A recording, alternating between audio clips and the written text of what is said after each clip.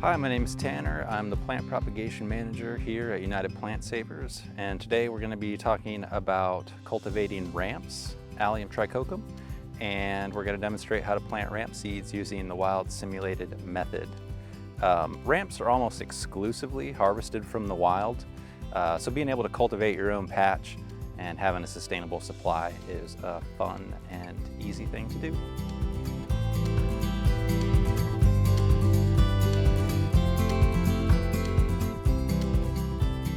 Ramps are perennial species. They're going to be coming up every year. They could be quite long-lived, especially on the population or patch level. Individual plants may live a short amount of time or a long period of time, but overall the whole population can be very, very long-lived. Ramps are a clonal species. So they do reproduce through bulb division once they reach maturity, but they also produce seeds as well. So successful reproduction by seeds and bulb division both help create those dense populations that kind of stand out in our mind when we think about wild ramps. Generally, ramps take about 6 or 7 years before they become reproductive, and that includes both producing seeds and producing new bulbs from the parent bulb. Ramp plants generally have 2 or 3 leaves.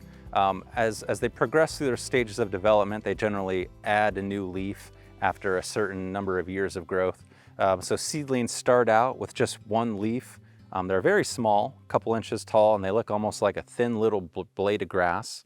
And over, by the time you reach year, 3 or 4, generally there's 2 leaves, and they begin to widen out and become about 1.5 inches, 2 inches wide, and several inches tall. Unlike a lot of species of woodland medicinals and specialty forest products, ramps are actually harvested in the springtime. Most of our medicinal roots are harvested in the fall of the year, but ramps are a very spring ephemeral species. They're completing most of their life cycle before the leaves on the trees fully develop. So ramps emerge in early spring, typically around March 1st, grow rapidly through April and May, and begin to lose their leaves by basically early June. After the leaves fall off the plant, the flower stalk will emerge from the bulb, and that'll be the only part of the plant that tends to persist through the remainder of the growing season.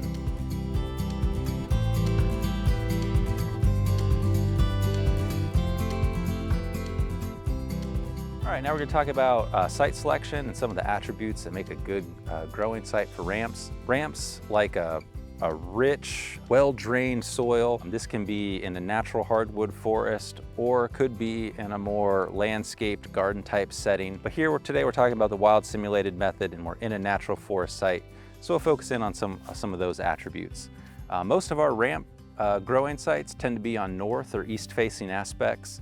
These tend to be the shady side of the hill, the moister side of the hill that receives less direct sunlight. Ramp growing sites can be sloped or flat. Ramps have a pretty high tolerance for moisture and can often be found growing very low on a slope or all the way up to a creek or a stream side. The most important part of those sites is that the soils are well drained and there is a fairly open forest understory where there's plenty of leaf litter to provide insulation for both the bulbs and the seeds as they grow.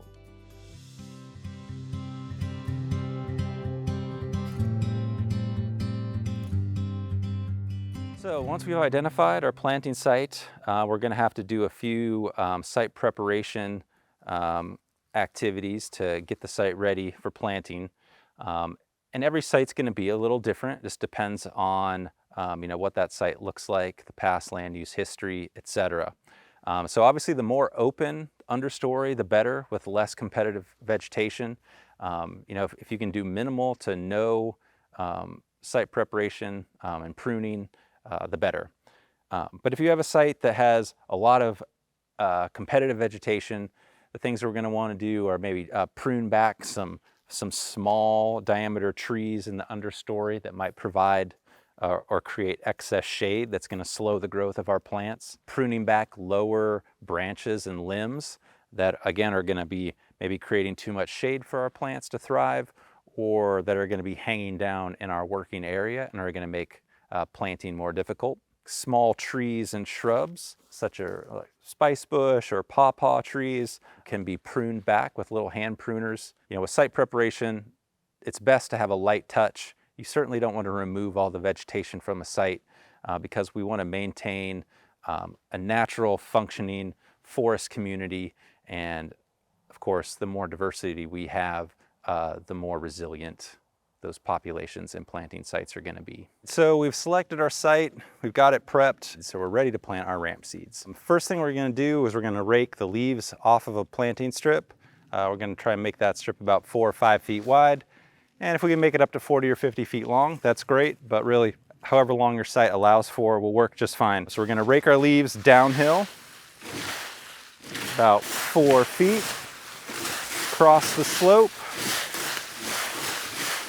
Okay, we've got the leaves cleared off our site, and now the next thing we're going to do is we're going to use our hard steel rake to scuff the surface of the soil.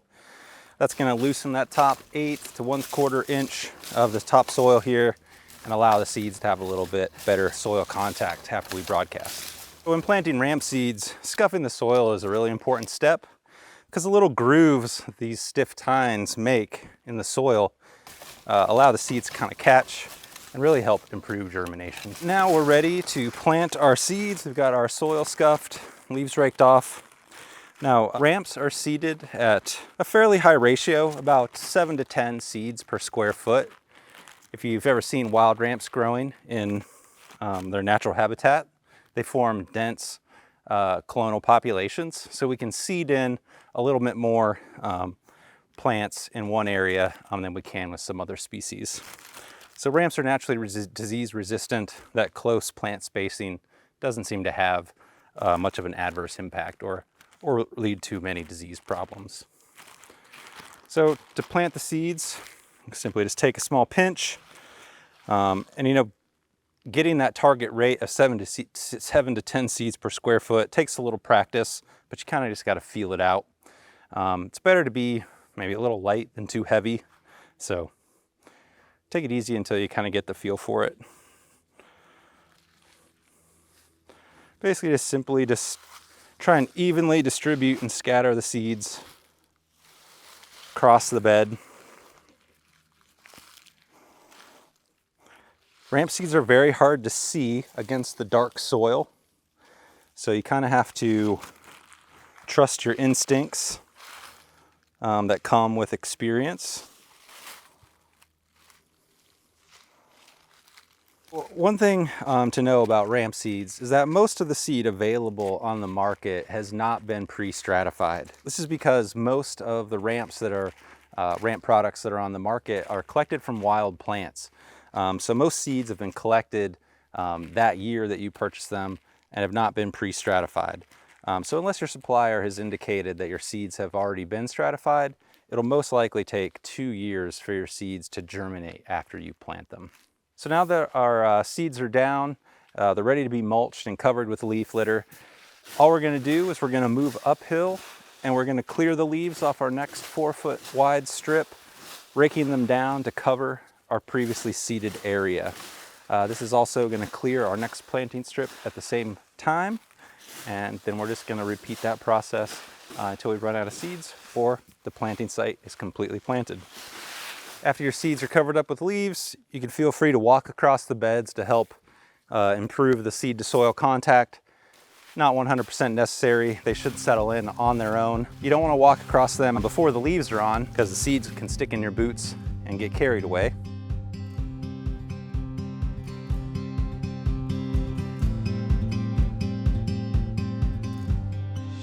Fortunately for us, ramps are pretty resilient to both pests and diseases.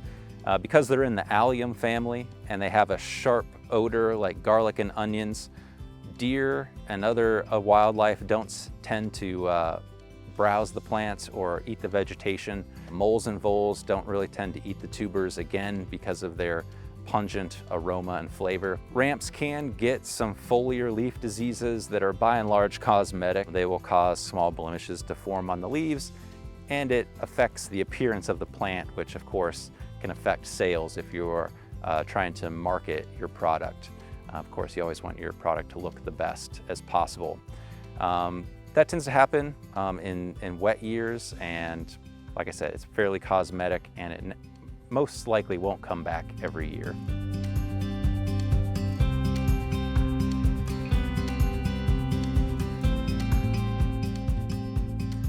To wrap things up, today we talked a little bit about the ramp life cycle and how they grow and develop, so we have a better understanding of some of the benchmarks and developmental milestones that our plants are going to reach over the next few years.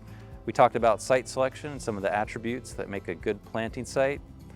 We demonstrated the site preparation techniques and planted seeds using the wild simulated method.